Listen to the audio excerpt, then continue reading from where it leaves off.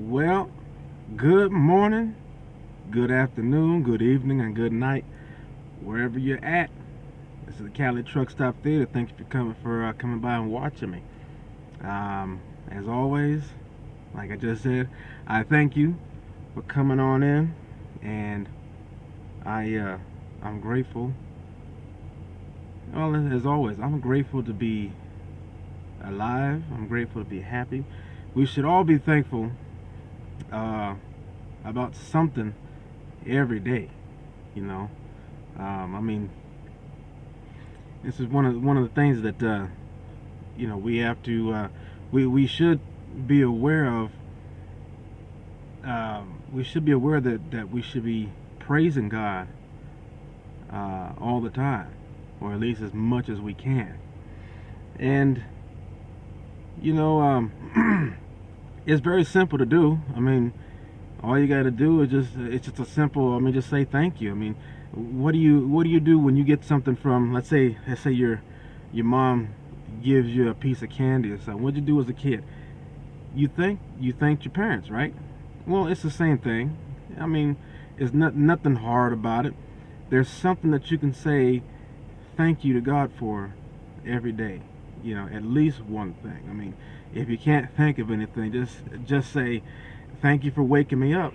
You know, um, thank you for keeping me safe while I sleep. You know, me today I'm gonna say that I thank God for allowing me to. Um, I thank God for keeping me safe on the roadways, and I thank God for giving me the ability to uh, drive one of these monster vehicles and actually get paid for it. You know, it's a way for me to support my life, and so I thank God for that because you know, um, and here's something else. You want to be sure that you place proper titles on things. Okay. See, I look at God as my source, and I look at my job that provides money for me, and oftentimes shelter. I consider that to be my resource. So in thinking, in regards to like the job or whatever, I would just say hey God, I thank you for being my source of life, my source of you know um, my center, and I thank you for um, allowing this job to be my resource for me to live day to day. And without God, who is my source, it will be very hard, if impossible, to be able to reap the benefits of the resource. So that's just my quick, well, I don't know if it's quick, but that was my little intro for today. So we're going to start back into, this is going to be part 12 of the real Christmas story. We still got a lot more story to go, and we're probably just getting into the middle part of the life of Jesus. And like I said, we're going through all four of the books at the same time in my trusty chronological Bible, where the events are placed in chronological order as much as possible. And the part we're going to start at is going to be where Jesus's ministry goes beyond Galilee. So this is another section. I'm going to read some of the notes leading into this. So Jesus didn't limit his ministry to the people of Israel. He went beyond the borders of his nation, ministering to the Galatians and cities to the north and the east of Galilee. His message was not only for one group of people, but it was for the entire world. Jesus sends a demon out of a girl.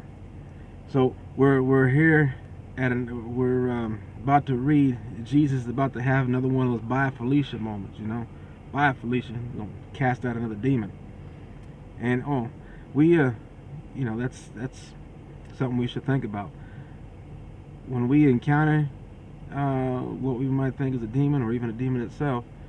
we have that power too. So we need to be aware of that, and have our own bye Felicia moments sometimes.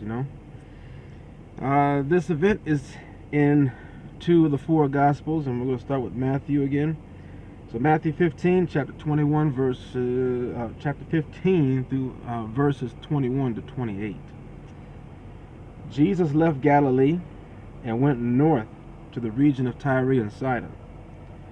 A Gentile woman who lived there came up to him pleading, "Have mercy on me, O Lord, Son of David, because my daughter is possessed by a demon that torments her severely." And Jesus gave her no reply, not even a word. And then the disciples urged him to send her away. "Tell her to go away," they said, "and she's bothering us with all of her begging." Then Jesus said to the woman, "I was sent only to help God's lost sheep, the people of Israel." But she came and she worshipped him, pleading again. She said, "Lord, help me." And Jesus responded, "It's not right to take food from the children and then throw it to the dogs." Her response was, "That's true, Lord, but even the dogs are allowed to eat the scraps that fall beneath the master's table." And Jesus said, "Dear woman, your faith is great. Your request is granted." And her daughter was instantly healed.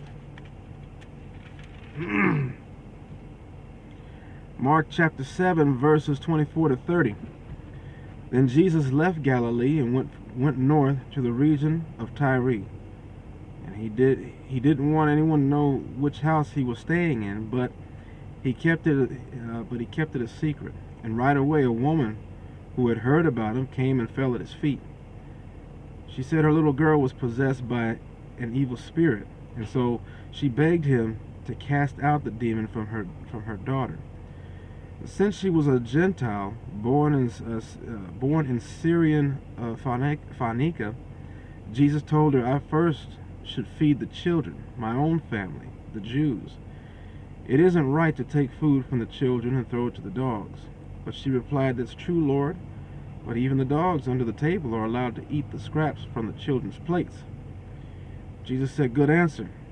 Now go home, because the demon has left your daughter now."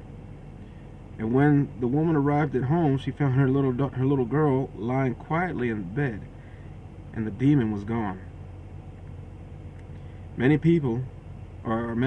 Jesus heals many people. This is in two of the four Gospels. Matthew chapter 15, verse 29 to 31. Jesus returned to the Sea of Galilee, and he climbed a hill and sat down. Vast crowds brought to him people who were lame, blind, crippled, and those who couldn't even speak, along with many others. They laid them down before Jesus, and he healed them all. The crowd was amazed, and those who hadn't been able to speak were talking, and the crippled were made to walk, and the lame were walking, and the blind could see again, and they praised the God of Israel. Mark chapter 7, verse 31 to 37. Jesus left Tyre and went up to Sidon before going back to the Sea of Galilee and the region of the 10 towns. A deaf man with a speech impediment was brought to him, and the people begged Jesus to lay hands on the man to heal him. Jesus led him away from the crowd so they could be alone. But he put his fingers into the man's ears, and then he spit on his own fingers. He touched the man's tongue, looked up to heaven, and he sighed and said, "Ephatha." I was going to try to do that smoothly. Ephatha. There we go. Ephatha, which means be opened. Instantly the man could hear perfectly, and his tongue was freed, so he could plainly speak. Jesus told the crowd not to tell anyone, but the more that he told them not to, the more that they had spread the news. They were completely amazed and said again and again, "Everything that this man does is wonderful. He even makes the deaf hear and gives speech to those who can't speak." Jesus feeds 4,000. This event was also mentioned in two of the Gospels. Matthew chapter 15, verse 32 to 39. Then Jesus called his disciples and told them, I feel sorry for these people. They have been here with me for about 3 days, and they have nothing left to eat. I don't want to send them away hungry, or they'll faint along the way. And the disciples said, where are we going to get enough food in the wilderness for such a huge crowd? Jesus said, how much bread do you have? And they replied, we have 7 loaves and a few small fish. So Jesus told all the people to sit down on the ground. And then he took the 7 loaves and the fish, and he thanked God for them, and broke them into pieces. And he gave them to the disciples, who distributed the food to the crowd. They all ate as much as they wanted, and afterwards the disciples picked up 7 large baskets of leftover food. There were about 4,000 men who were fed that day, in addition to all the women and children. Then Jesus sent the people home, and he got into a boat and crossed over to the region of Magadan. Mark chapter 8, verses 1 through 10. About this time, another large crowd had gathered, and the people ran out of food again. Jesus called his disciples, and he told them, I feel sorry for these people. They've been here with me for about 3 days, and they have nothing left to eat. If I send them home hungry, they'll faint along the way. Some of them have come a long distance. And his disciples replied, how are we supposed to find enough food to feed these people out here in the wilderness? Jesus asked, how much bread do you have? And they replied, 7 loaves. So Jesus told all the people to sit down on the ground. Jesus took the 7 loaves and thanked God for them, and then he broke them into pieces, and he gave them to his disciples, who distributed the bread to the crowd. A few small fish were found as well. So Jesus also blessed these and told the disciples to distribute them. Everybody ate as much as they wanted, and afterwards the disciples picked up 7 large baskets of leftover food. There was about 4,000 people in the crowd that day, and Jesus sent them home after they had eaten. And immediately after this, he got into the boat with his disciples, and he crossed over to the region of Dalmanutha. So, Dalmanutha, and what was the other place? Magadan. They're pretty much there are 2 cities that are pretty close to each other. So each one of the writers had a different perspective on the same event, so they named 2 different cities. But this took place roughly in the same area. All right. The next section of this wonderful story is Jesus resumes his ministry in Galilee. So he came back to Galilee to do some more ministering, some more teaching and healing. After a brief time outside of Israel, Jesus returned to his home region in Galilee. And during this period of his ministry, he began to prepare his disciples for his death, revealing to them for the first time that he was going to be killed, but that he would also be resurrected. It was at this time that he was transfigured on the mountaintop, revealing his glory to 3 of his closest disciples. Jesus was revealing more and more of himself to his followers. So hopefully the story is enlightening you more about the character of Jesus.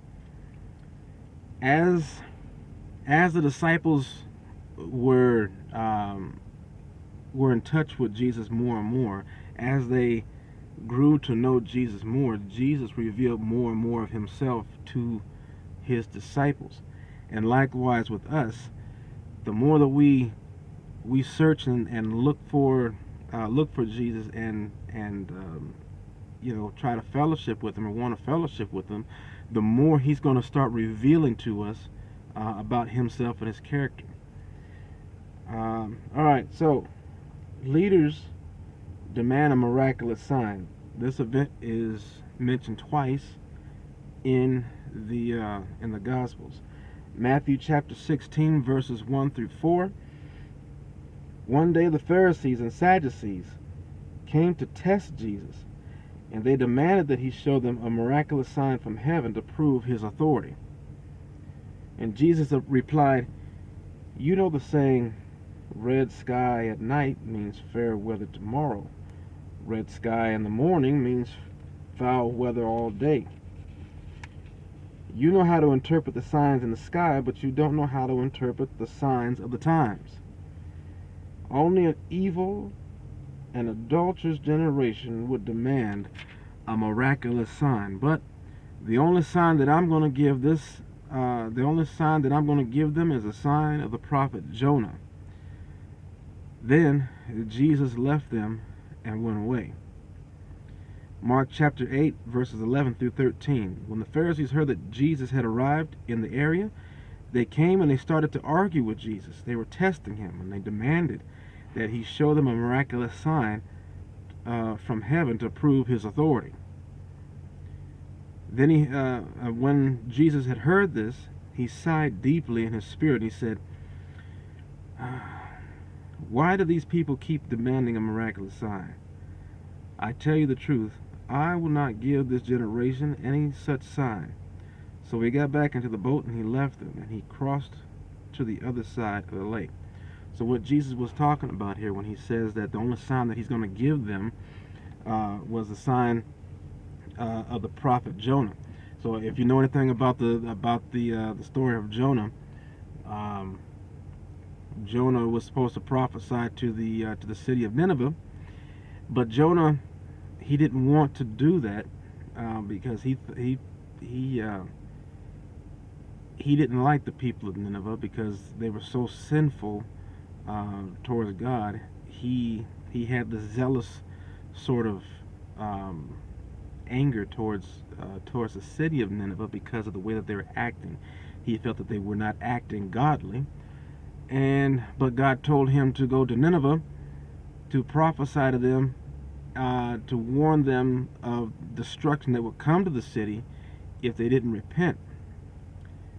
And so with Jonah refusing to do that, he ended up being in the belly of a fish for 3 days. And then afterwards, he was spit out of the mouth of this large fish, and that got him to go and preach to the city of Nineveh, because prior to that he was running from God and what God wanted him to do, which is the reason why he ended up in the fish for 3 days. However, the event of where Jonah was in the belly of this large fish for 3 days is symbolism to what Jesus has to go through, or had to go through, when he's being offered up as a sacrifice, and he had to die, and he had to go to hell for 3 days. He had to go into the center of the earth, the belly of the earth, for 3 days, where hell is located at. So he had to go there to finish or as part of the process to the resurrection and the saving of mankind. So that's what Jesus was talking about when he said the only sign he's going to give is from the prophet Jonah.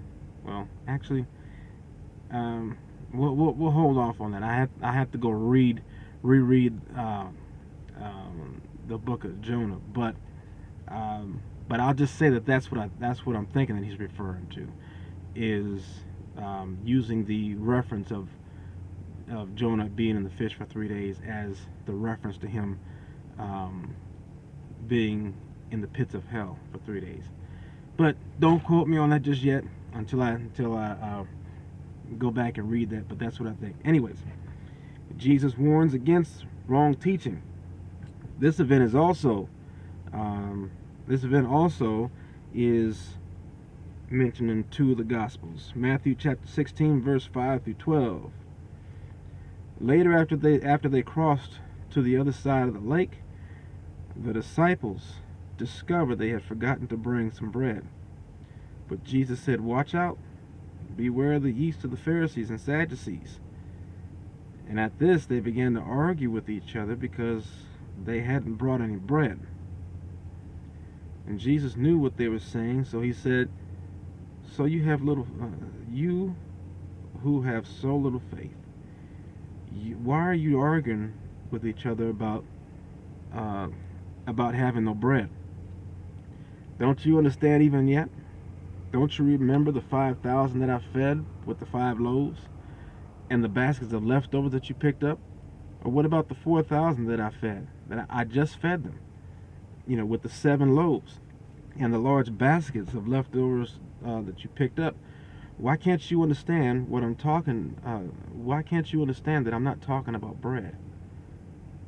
So again, I say, beware of the yeast and the Sadducees. Then at last they understood that he wasn't speaking about the yeast and the bread, but they understood that he was speaking about the deceptive teaching of the Pharisees and the Sadducees. Mark chapter 8, verses 14 through 21. But the disciples had forgotten to bring food, and they only had 1 loaf of bread with them in the boat. And as they were crossing the lake, Jesus warned them, saying, "Watch out, beware of the yeast of the Pharisees and of Herod." At this they began to argue with one another because they hadn't brought any bread with them. Jesus knew what they were saying, and so he said, "Why are you arguing about having no bread? Don't you know or understand even yet? Are your hearts too hard to take it all in? You have eyes, can't you see? You have ears, can't you hear? Don't you remember anything at all? When I fed the 5,000 loaves of bread, when I fed the 5,000 with loaves of bread, how many baskets of leftovers did you pick up afterwards?" And they said, 12. "And when I fed the 4,000 with 7 loaves, how many large baskets of leftovers did you pick up?" They said, 7. "Don't you understand yet?" So sounds like Jesus was getting a little frustrated there, huh? Jesus restores sight to a blind man. Mark chapter 8, verses 22 to 26. When they arrived at Bethsaida, some people brought a blind man to Jesus, and they begged him to touch the man and heal him. And Jesus took the blind man by the hand, and he led him outside of the village. Then, spitting on the man's eyes, he laid his hands on him, and he asked, "Can you see anything now?" And the man looked around, and he said, "Yes, I see people, but I can't see them very clearly. They look like trees walking around." Then Jesus placed his hands on the man's eyes again, and his eyes were opened, and his sight was completely restored, and he could see everything clearly. And Jesus sent him away, saying, "Don't go back into the village on your way home." Peter says Jesus is the Messiah. Now this event happened in 3 of the Gospels, 3 of the 4 Gospels. Matthew chapter 16, verses 13 through 20. When Jesus came to the region of Caesarea Philippi, he asked his disciples, "Who do people say that the Son of Man is?" "Well," they replied, "some say that the Son of Man is John the Baptist. Some say Elijah. Others say Jeremiah or one of the other prophets." Then he asked them, "But who do you say that I am?"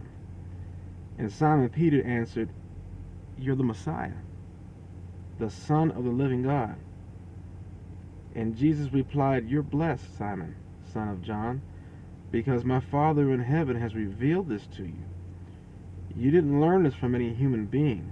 So now I say to you that you, Peter, which means rock, and upon this rock I will build my church, and all the powers of hell will not be able to conquer it.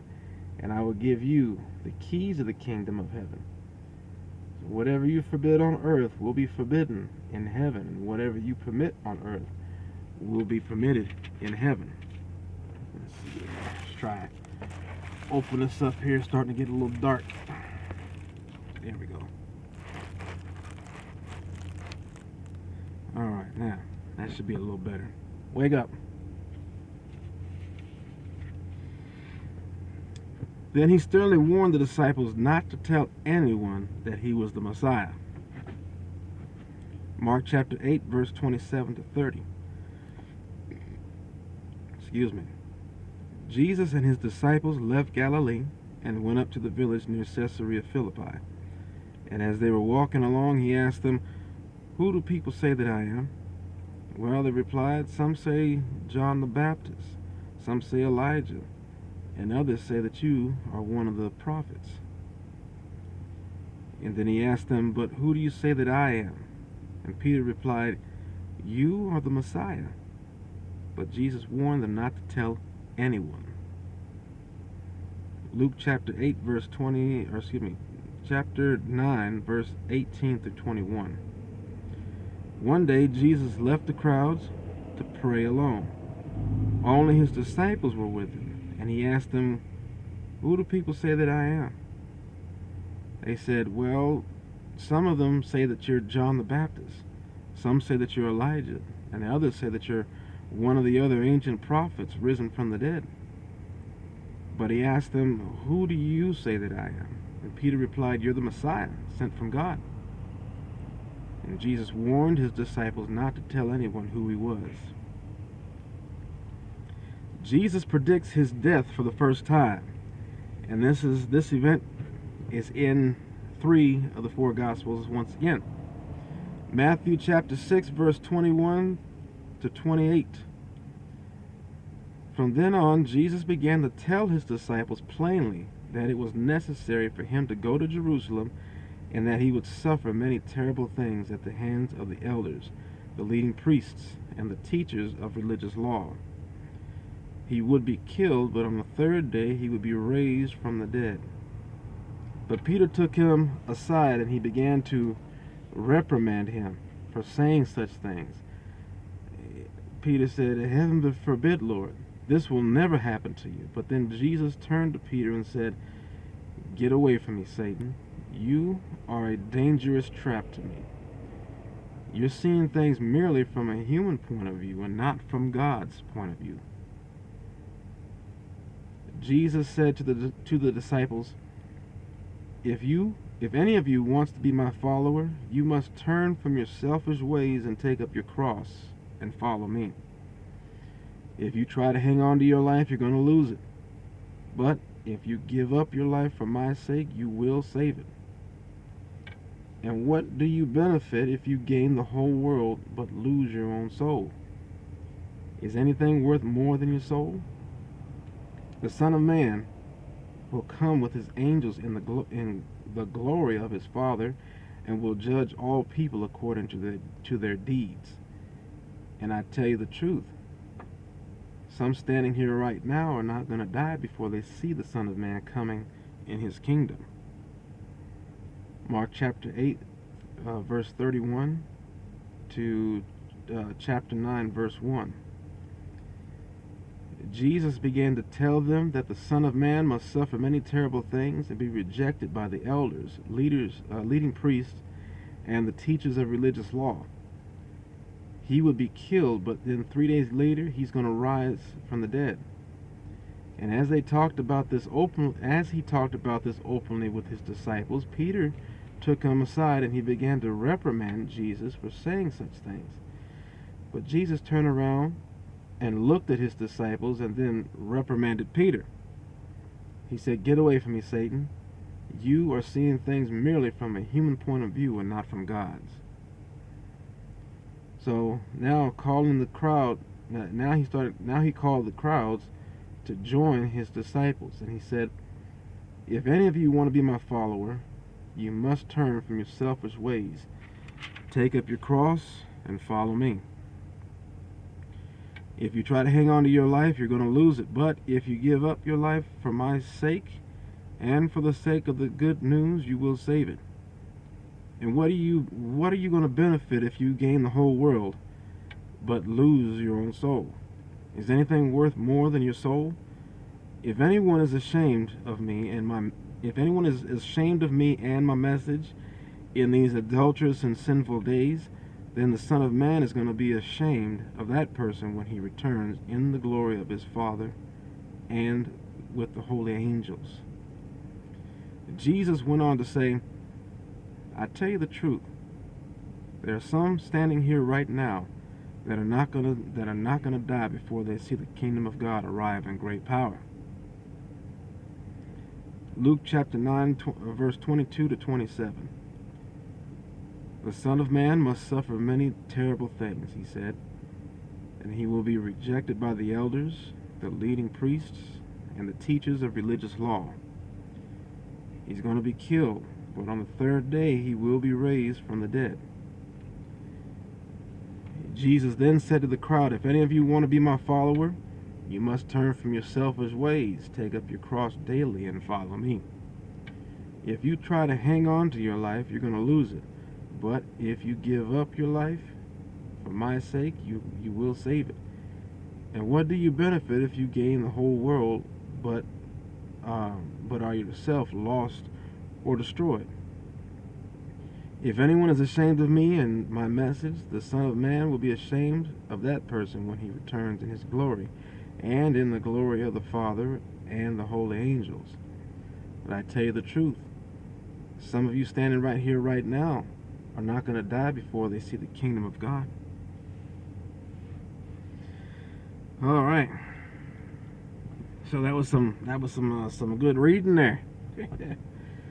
I hope you're enjoying us as usual, and if you don't go ahead and follow along in your Bibles if you choose to, whether it's on your phone or whatever. Now I got the chronological Bible, so everything's the books are all broken up and rearranged in different ways. So I'm skipping from one book to the next. So it might be a little cumbersome trying to catch up with the chapters, but you can still use your Bible, your traditionally labeled Bible. So yeah, so Jesus was he was starting to reveal himself more and more to his disciples, because they have spent a significant amount of time with him. And little by little he's been showing them how to heal people. He's been teaching them how. He's been teaching him a little bit about himself, about who God is, heaven, a little bit of hell, and he's teaching them how to fight against Satan and his tricks, that kind of stuff. So on the next video, we're gonna get into where Jesus is back on the Mount. I think it's the Mount of Olives. Is that what it is? I think it was the Mount of Olives that he's going to be back on, and that's where he's going to. Is what's considered as that's where Jesus had got transfigured, or that's where he changed.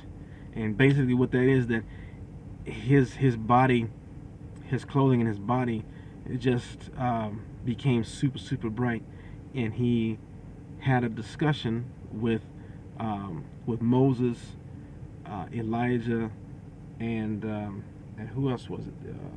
It was one other person, I forgot. Oh, Moses. Well, it was three of them. I forgot all about Jesus, but it was Moses, Elijah, and Jesus. So you want to know what they were talking about? Check out the next video, and you'll find out what the three of them were discussing. All right. So I thank you for watching the video, watching all of my videos, no matter what it is that I talk about on this channel. But if you got any suggestions on any topics that you'd like for me to talk about, put it down in the comments below. If you haven't subscribed to my video, please hit the subscribe button. Also, like my videos. It doesn't cost you anything to click the thumbs up on there, and also hit the bell button, the bell notification button, and then select all so that you can get all of my videos as they become available. So I'll talk to you on the next round. Peace.